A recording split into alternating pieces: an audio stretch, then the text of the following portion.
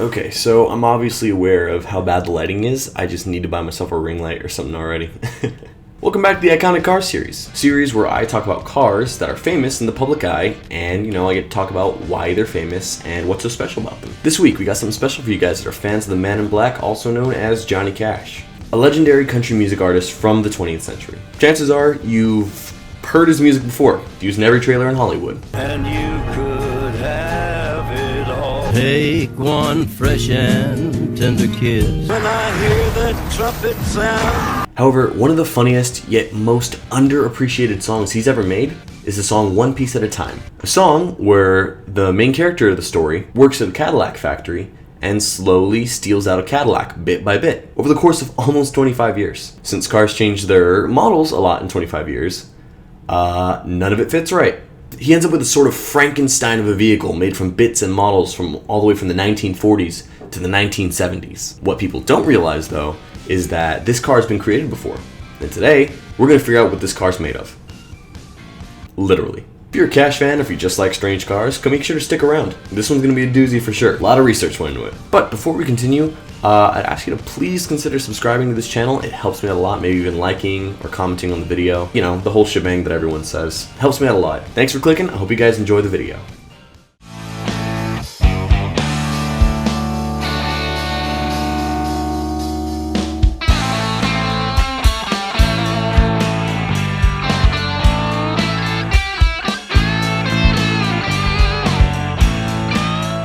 Before we get started on the video, I just wanted to give credit to Matt Parker on YouTube. He did the cover of the song that I'm going to be using in this video, and I just want to say he's a really talented guy and he does a lot of covers, and I think you would enjoy his music a lot. Alright, so now that's out of the way, let's get into it. Now, in order to find out what the car is made of and how it's made, we need to look at some context clues laid out by the song and the car that was actually created. Because for some reason, the museum doesn't say exactly what parts the car is made of, so I did this all by my own. It took me a few hours to figure it all out. Now, we can figure out that the man of the song was originally working on the Cadillac Series 62 assembly line before moving to the Eldorado assembly line in 1953. However, the reason why it starts with the Series 62 and not the Eldorado is because the song starts in the 1940s. 1949 to be exact. My hair is messed up. Hang on, I'm supposed to be wearing a hat. There we go. Cash himself states that he wanted a long, fancy black Cadillac, claiming it'd be worth $100,000 by the time he was done. Now getting caught meant getting fired, but I figured I'd have it all by the time I retired. I'd have me a car with at least $100,000. At that time, one of the larger Cadillacs was the Series 62. If it had the convertible option, it was decidedly more expensive. Nowadays, these old Series 62s are worth roughly about $100,000, which seemingly fits the bill so far, but we need to go a little bit deeper if we want to make sure it's that kind of car.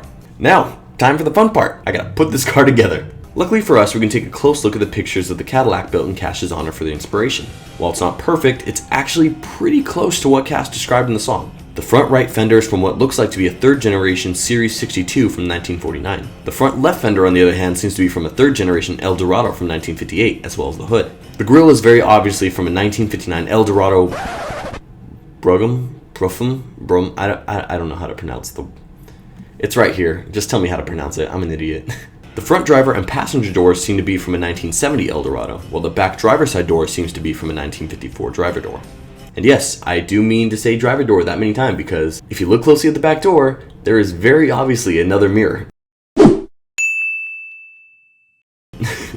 So it's got two mirrors on one side and one mirror on the other side. There's also no rear passenger door, which makes this the first car I've ever heard of actually being a three-door. The rear section of the roof seems to be from a 1971 Eldorado. However, this is based solely on looks alone, so I could be wrong. All I really had to go off of was the back window.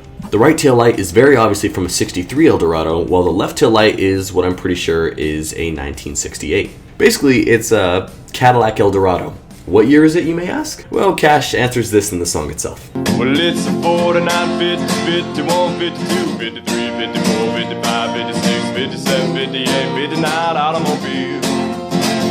Well, it's 60, 61, 62, 63, 64, 65, 66, 67, 68, 69. Now, as difficult as it was to piece together the exterior, the insides were a lot harder to figure out because there's no pictures of it, there's no description of it in the song, so I'm basing this solely off of Cadillac's 1973 to 1949 lineup. Now, just like the body, the Cadillac's powertrain is all over the place. Now, while it says that he picked up the engine on the second day, it also says later that the engine is from a 73. The first day I got me a fuel pump, and the next day I got me an engine in a trunk. The transmission was a 53, and the motor turned out to be a 73. Now, since the latter is more specific, we're going to go with that. Personally, I have no idea what kind of engine he ended up putting in from that model year, so I'm just going to go with my personal favorite, which happens to be Cadillac's 500 cubic inch V8, 8.2 liters for the rest of the world. Why am I going with this one? Well, to be honest, if I was gonna steal an engine, I'd pick the biggest one I possibly could.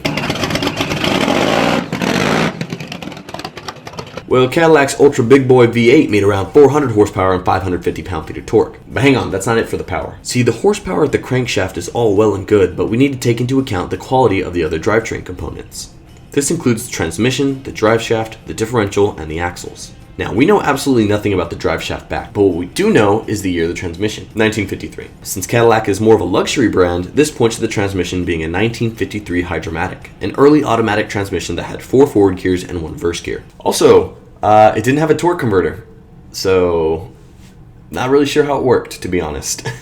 Now, it being an automatic transmission, one can expect to lose between 12 to 15% of the horsepower, though since this is such an old transmission, it may be more. An old differential like that is also expected to lose between 8 and 10%, so best case scenario, the engine will make 320 horsepower and 440 pound-feet of torque. Worst case scenario, the engine makes about 300 horsepower and 412.5 pound-feet of torque, which granted is still a lot, especially back then. In order to figure out its top speed, we also need to factor out its weight. Now, it's impossible to tell what it weighs exactly, so what we're going to do is we're going to add up the weight manually. This is going to be a long one, so stick around. The weight of the right front fender is 37 pounds, the engine block is around 650, the trunk is about... Okay, never mind, I gave up halfway through because that's actually a lot to work out, and I don't really want to do all that, so we're just going to add a couple hundred pounds to the Cadillac Eldorado. You know, since most of the parts seem to come from that. So, let's say this Psychobilly Cadillac weighs roughly 5,500 pounds. Using a quarter-mile calculator, which I'll link below, I was able to figure that the Cadillac will have a 60-foot time of roughly 2.24 seconds, an eighth-mile time of 10.23 seconds, and a quarter-mile of 15.03 seconds, along with a trap speed of 95.3 miles per hour. It would also have a 0 to 60 time of roughly about 6.3 seconds, which actually isn't too bad for a car that weighs almost 6,000 pounds. So, to put it all together, the stats for the Psychobilly Cadillac are as follows. It's powered by a 500 cubic inch engine making 400 horsepower and 550 pound-feet of torque at the crank. It weighs roughly 5,500 pounds. It has a quarter mile of 15.03 seconds with a trap speed of roughly 95.3 miles per hour. It has a 0 to 60 time of roughly 6.3 seconds. And since it is so unique and has to be custom made, it would probably cost around $150,000. That price is very, very subject to change because most of that cost would have to be done by labor. So I'd say probably a good $100,000 is just labor alone. If you're good with your hands, you could probably create this car. It'd be a lot of work for not so big a payoff. It'd also probably take about 2 to 3 years putting together because, you know, nothing's fitting right. It's just a big mush. Alright, now for some fun facts. One Piece at a Time was the last Johnny Cash song to hit #1 before his death. There are also actually 2 versions of the Psychobilly Cadillac created. The one shown in the videos is from Roscoe, Illinois, while the other one was made by a fan in Nashville. Unfortunately, the fan-made one was destroyed. Also, the fan-made version is actually closer to what Johnny Cash described in his song. However, that's not the one I used because there's only one picture of it and I couldn't get a good view around, so I'm just going with the Roscoe, Illinois one for this video. The Cadillac I used as a model for this video is still around in the Storyteller Museum in Bonacqua, Tennessee. Really hope I pronounced that right. So, there you have it. Johnny Cash's Psychobilly Cadillac, finally with stats to follow along the name. If you have any other iconic cars you'd like me to explain away, leave it down in the comments below. I'd really appreciate it. I'd definitely like this series to eventually become something. And honestly, I just like talking about cars. If there's any other celebrity cars you want me to know about, just let me know too. Down there. In the comments. I'd also appreciate if you guys left a like or even subscribe to me. You know, I'm a small channel, it helps me out a lot. I reached 1,000 subscribers at the beginning of January and that was already a huge feat and I'd love to grow the channel a lot more. I post every week on Saturday at 10:30 a.m. and I try to answer as many comments as I possibly can. Thanks for watching. I hope you guys all have a great day. Peace.